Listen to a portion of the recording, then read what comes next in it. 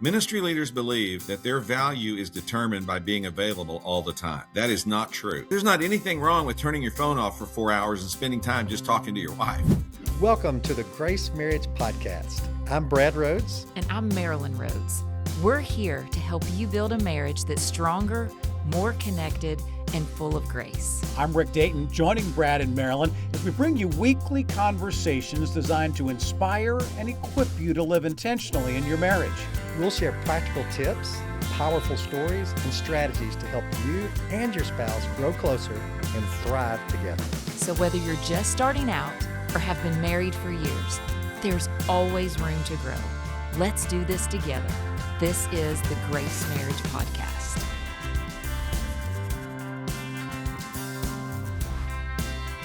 This is Brad Rhoads on the Grace Marriage Podcast, and we're honored to have somebody with decades of ministry experience in the church and organizations and the Southern Baptist Convention.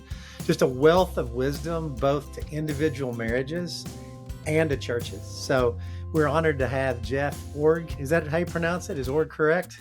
Lorg, right. Lorg, got it close. There's an old St. Louis Cardinal with that last name, Dane That's Lorg. right. So I recall that. But welcome to the podcast. Thank you. It's good to be here. If you could start, because some of our audience may know you, some may not. If you could kind of start, give us a little of your background and kind of what you do now. Yeah, fast version. I did not grow up in a Christian family, and that plays into some of what we'll talk about today on the podcast, but became a Christian as a teenager, met my wife in college. We made a strong commitment both to each other and to ministry. And we've been married 46 years and been in ministry together all of that time. I was a church planter and then became a denominational leader, ultimately wound up working for a seminary for 20 years. And then about 2 years ago, came to work for the Southern Baptist Convention here at the executive committee, really providing some of the administrative leadership to the backroom work that goes on to help the Southern Baptist Convention go forward. Well, what seminary did you work with? I was part of what was Golden Gate, now Gateway Seminary on the West Coast. Okay. Well, so what we're going to talk about in the first part of the podcast is managing marriage under pressure, and we off camera, we kind of talked about how every profession has unique challenges in marriage and common challenges in marriage. And basically what we're going to talk about is how do you have a great marriage when you have a profession like a lead pastor where you have a lot of pressure and a lot of demands? Well, if I could start by saying that ministry leaders do have challenges in their marriages because of the ministry or the career that they're involved with, but they're not the only ones that do. And I think sometimes pastors or leaders think that we're somehow victimized by the ministry and that it's somehow bad for us in our marriages. And that is absolutely wrong. All right. Every career person has challenges in their work that affect their marriage. Like, for example, I have a friend who's a physician, and every fourth weekend and one night a week, he's on call. And it doesn't matter if his wife's sick or if his kids have activities, or doesn't matter about any of that. He's got professional responsibilities and he has to be there. I have another friend that's a head football coach at a high school, and his wife jokingly says that from August to November, they do football. That's what they do. And during that season or that time of the year, she knows that that's going to be a huge demand on their time and on their lives and on their marriage. And they just have learned to live with that. Another friend of mine's a truck driver, and he's gone 2 nights a week as an over-the-road trucker. And it doesn't matter what's going on at home. He's got that schedule, and that's what he has to fulfill. So ministry leaders are like a lot of other professions. We have unique challenges to our marriages, but it's important to understand that we're not different in that regard, that we have challenges. Everybody in our church is facing these same things. They just may have different challenges than we do. And so thinking about how to resolve those challenges is what we can talk about in the podcast, but there are unique challenges, but ministry leaders need to understand everybody's going through these challenges in one way or another, and they can both teach and model how to deal with them in their own marriages. It's so good.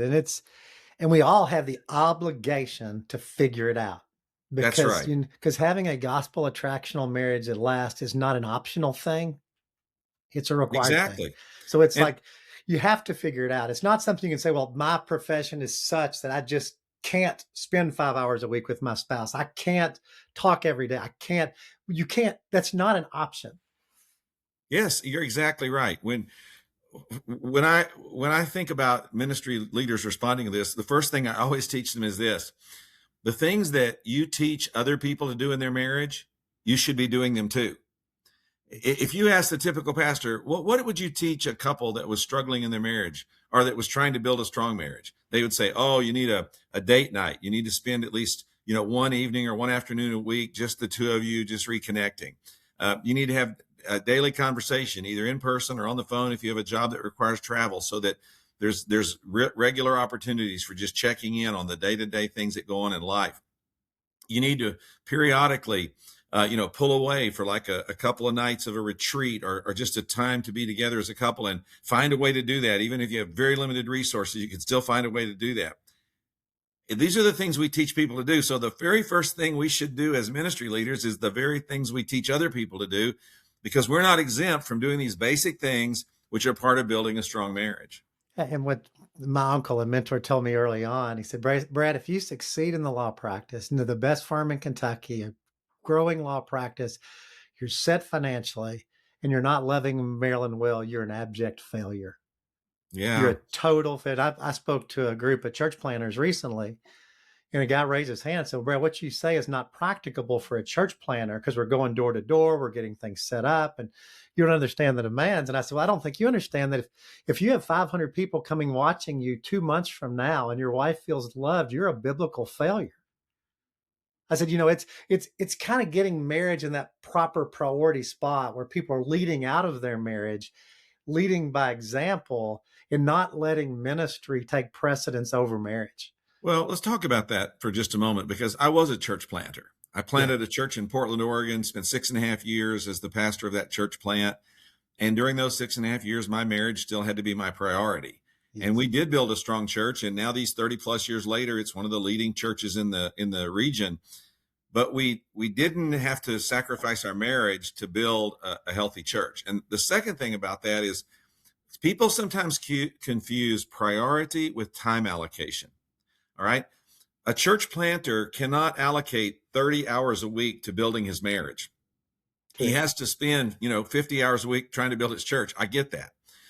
It's about allocating priority time and making sure that something is tended to first before you take care of everything else. It's just like this. Most Christian leaders know that it's important to have daily time alone with God. And that may be 15 to 30 minutes, maybe a little longer, but it's morning time typically, where you read the Bible and pray and get your life oriented for the day. You don't spend 20 hours a day doing that. You don't spend 12 hours a day doing that. You may spend 8 to 10 hours a day working on something else entirely. But if you don't get that first, the rest of the day comes unraveled. It's the same way in marriage. You're a church planner and you say, well, I don't have time to build my marriage. What do you mean? You have to prioritize building your marriage.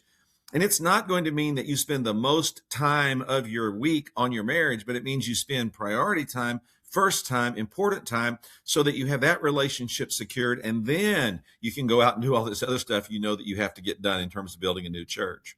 That's so well said. We often say that you schedule your life around your marriage, not your marriage around your life.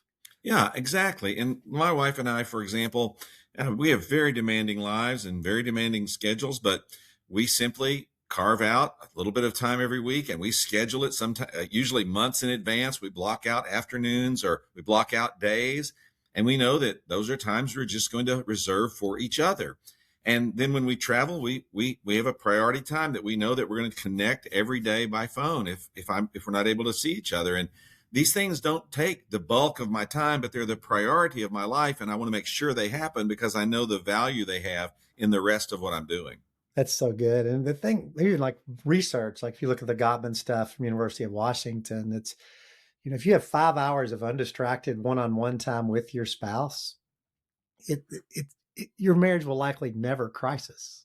Mm-hmm. I mean, it's, so when I ask folks, can you give your wife 5 hours, your spouse 5 hours a week, just you and her?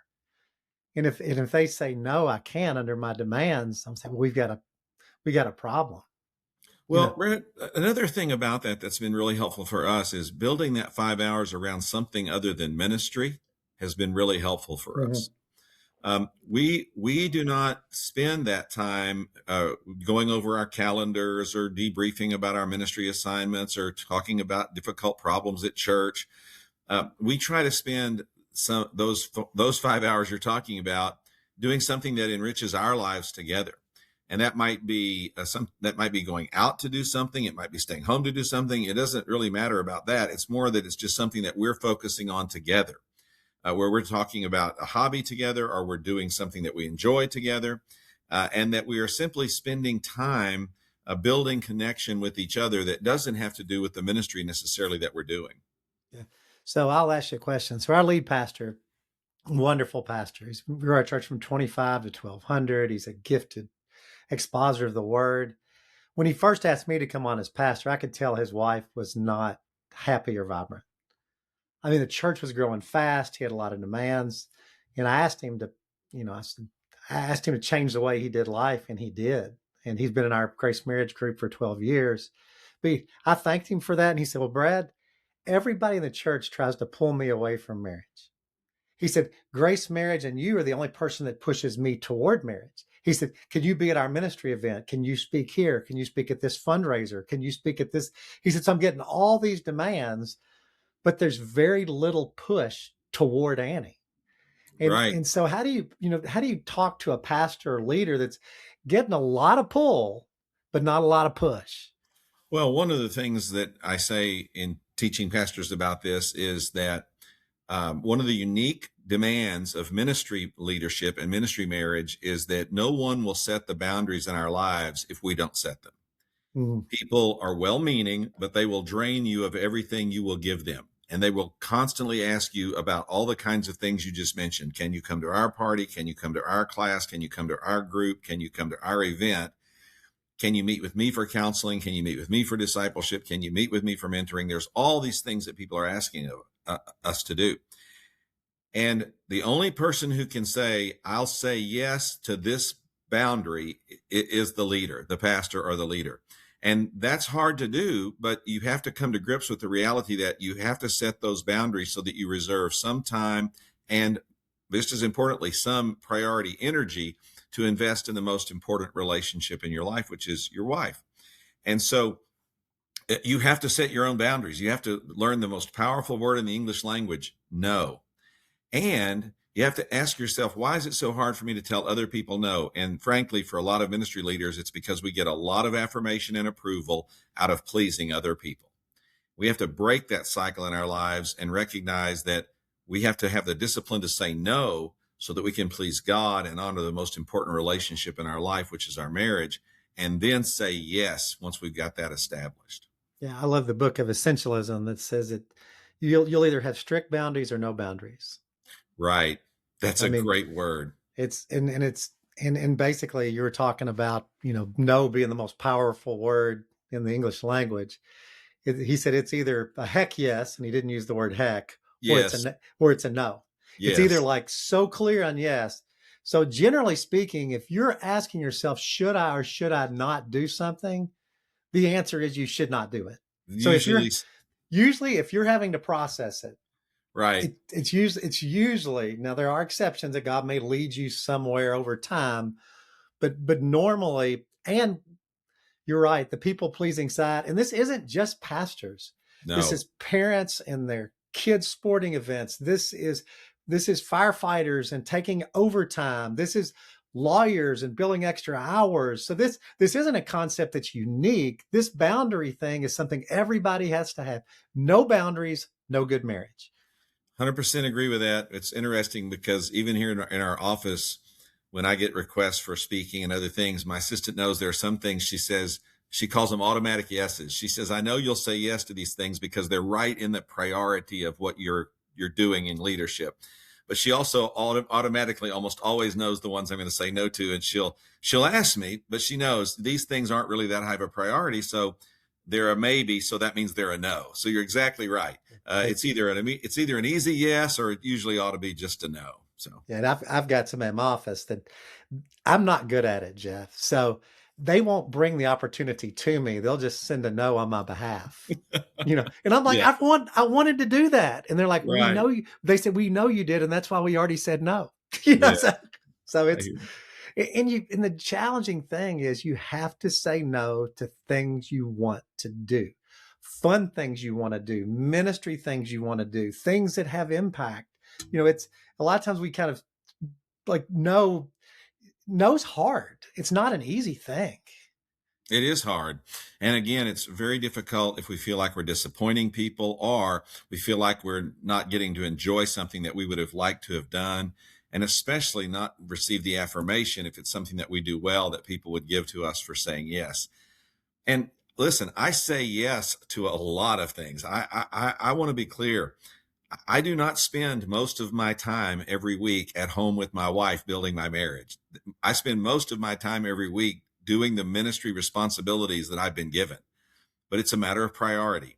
I make sure that I carve out some time that's inviolable for my wife and that we have that consistent and continued opportunity to connect with each other and build a marriage because of that. And then we're both free to go and do so much that we're able to do because we know we have a foundation that we're resting on and a relational connection that gives us the strength we need to keep going. Yeah, and across all marriages, pastoral and non-pastoral marriages, daily talking, weekly blocks of time where you spend long periods of time together, and then quarterly a night or two away. I mean, those are kind of the three things. If somebody talked daily, dated weekly, and went away quarterly, we wouldn't have a lot of marriage problems in our country.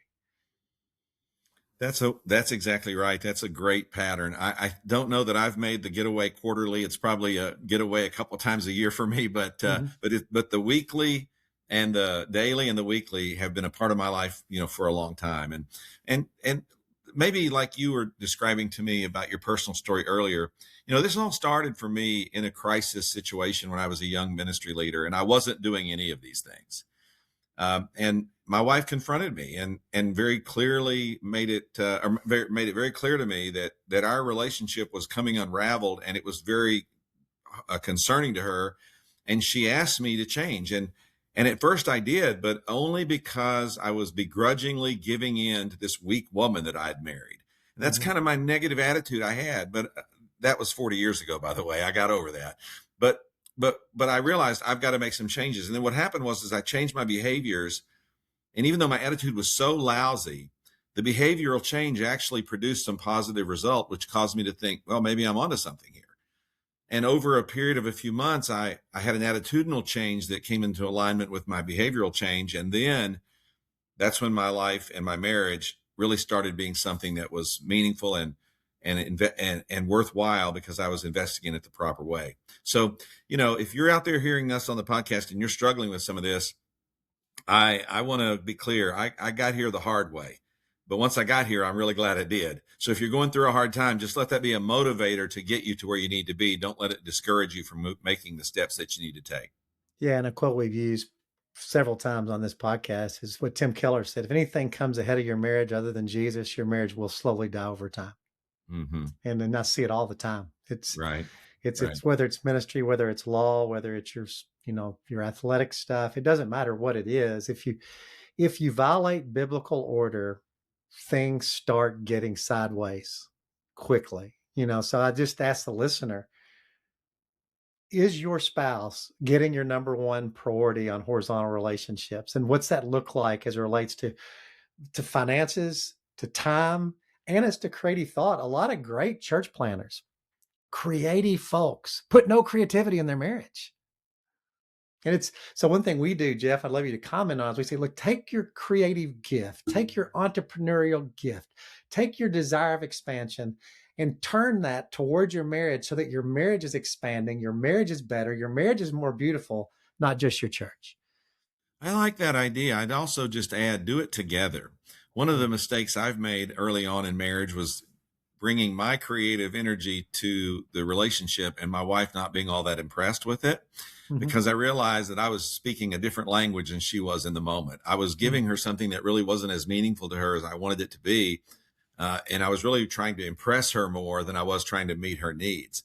And so when we started together creatively saying, how can we make this happen? That's when the magic really started happening, because then we were finding together ways to, I just frankly, we had to find ways when we were church planting, even to afford time to be together or to go out to do something together. And we found out, hey, we can figure this out. We don't have to spend a lot of money, and yet we can also work hard to find the money that we need to make this happen. And just that kind of creativity together is also part of the process of really building what we're talking about here today. Yeah, I love it. It's like working together on a shared mission of a God glorifying, beautiful, invested marriage.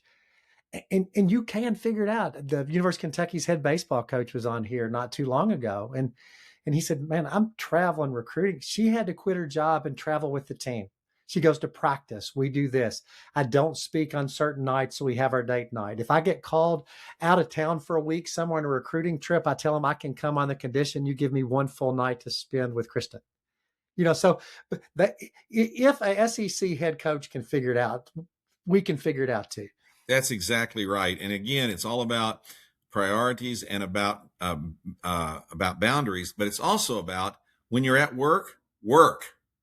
Okay. When that guy's on those other 6 nights, besides the one that he's carved out, he is working hard to make sure that he gets his work done in the time he's allotted for it. And so, this requires discipline and boundaries, but it also requires a work ethic that makes sure that we're using all the time available to us in other areas and not just always bleeding it over into our personal time because we say we have to when we really don't. Yeah, that's a brilliant point. One thing we really teach is stop the bleed. Yeah. When you're working, work well. When you're home, be home well. It's like when you're at work, as if for the Lord, not for man. Now, take your wife's calls, be thoughtful, make her priority while you're there, but work hard. But then when you're home, don't be texting let me members. Talk about that. Brad, let me talk about that for a minute, because this is a big myth that ministry leaders have. Ministry leaders believe that their value is determined by being available all the time. That is not true. In fact, in our culture, the people we value most are not available to us. You can't just walk into your doctor's office. You can't just walk into your CPA's office. You can't just walk into your dentist's office. You can't immediately access the CEOs of the companies that are the largest employers in your community. It's not possible. And yet we don't think these people are unimportant. We think they are important. But pastors seem to think that unless we're totally available 100% all the time, that somehow we're not as valuable to people as we should be. Now, I'm not saying that you should be a recluse and never be available to anyone. Don't go to the opposite extreme. But there's not anything wrong with turning your phone off for 4 hours and spending time just talking to your wife. Those people can wait 4 hours until you get back to them. It is a very rare circumstance they can't wait that long. And my wife and I've had have developed a methodology over the years that, especially on my day off each week when I'm spending my time with my wife and on personal things, we've created a way that I can be reached in case of a true emergency. My assistant and a couple of people where I work know how to do that. But you know how many times they've actually used that number in all these years? Maybe 1 or 2 in a couple of decades, because they know most things can wait 3 or 4 hours. Yeah. And that's what ministry leaders have to understand, is when you're just constantly texting, constantly looking on your phone, constantly dealing with things, it not only sends a bad message to your wife, but it also sends one to your children, that you're never there. And while I'm talking about this, Brad, you talked about, being present. When I was a church planter, we didn't have any office or anything like that. Our church was a U-Haul truck that we hauled everything into a school on the weekends. And the rest of the time, I had a little basement room that we used for our church offices in the house where we were living.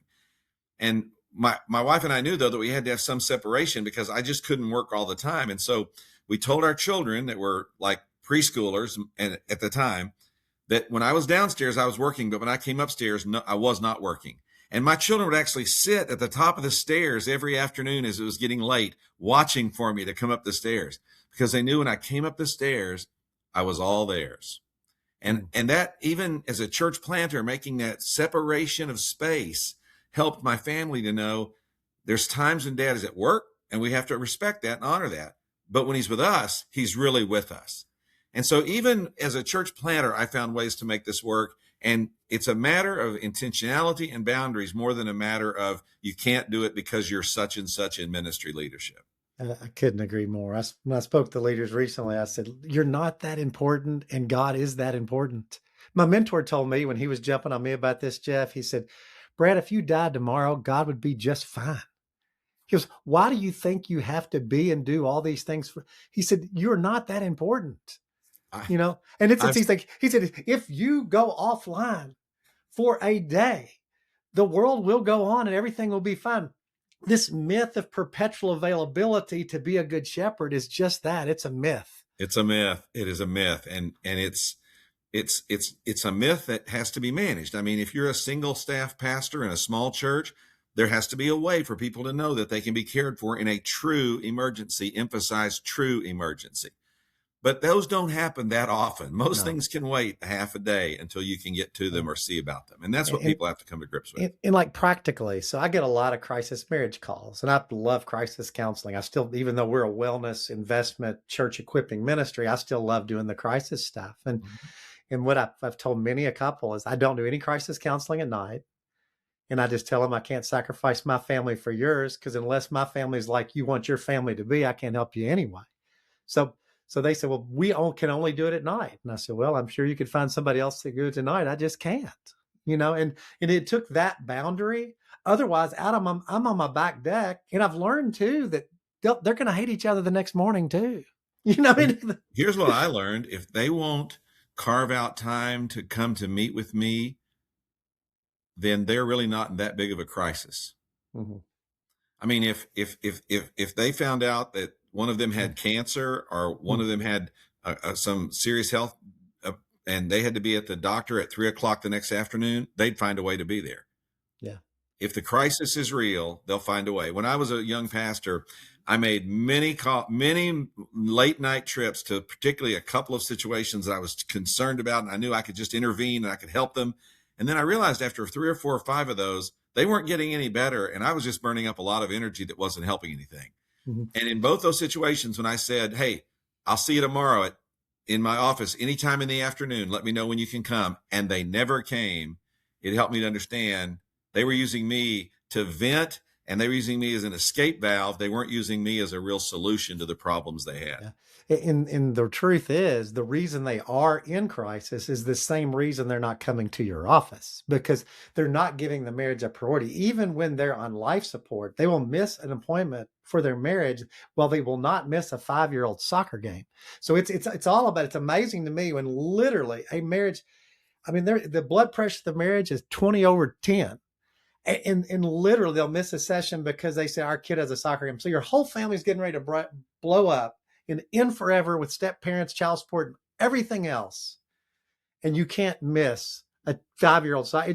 It's baffling to me. And it's why our call at Grace Marriage is that marriage be held in honor among all, that marriage is prioritized, that pastors lead out of it, that the way marriage is done nationally is completely changed from a reactive to proactive. And I love everything you're saying. And anything you want to close as we're speaking to individual marriages before we move toward the church? I would just say that there's always hope, that as long as you want your marriage to improve, your marriage can improve. And that no matter what you've done or what you've done or how much you've neglected it, there is always hope. And that's why ministries like yours exist, to help them find out what it takes to bring back the marriage they want, that needs to come back into their lives. Amen. And the thing I would add to that is, everybody says, well, we both have to be working on it for change to happen. And that's not true. What I've found, if I'm meeting with a couple and one of them buys all in, it may take a little while, but the other one starts walking. Next thing you know, they're jogging. So it's both parties don't have to go all in on the investment initially. Usually love breeds love. So, yes. Well, thank you so much, Jeff, for being on the podcast. And it's a real honor that you didn't say no to this one. Oh, I'm glad to do it. This matters. Thank you for joining us on the Grace Marriage Podcast. We really hope you're feeling inspired to take intentional steps to grow in your marriage. If you enjoyed today's episode, please don't forget to like, subscribe, and share it with a friend. Your support helps us spread the message of grace and reach even more couples. And if you have a moment, please leave us a review. Your feedback means a lot to us and helps others discover the podcast. To learn more about how you can grow in your marriage, visit us at gracemarriage.com. Keep building stronger, grace-filled marriages. We'll see you next week on the Grace Marriage Podcast. Until then, keep growing in grace.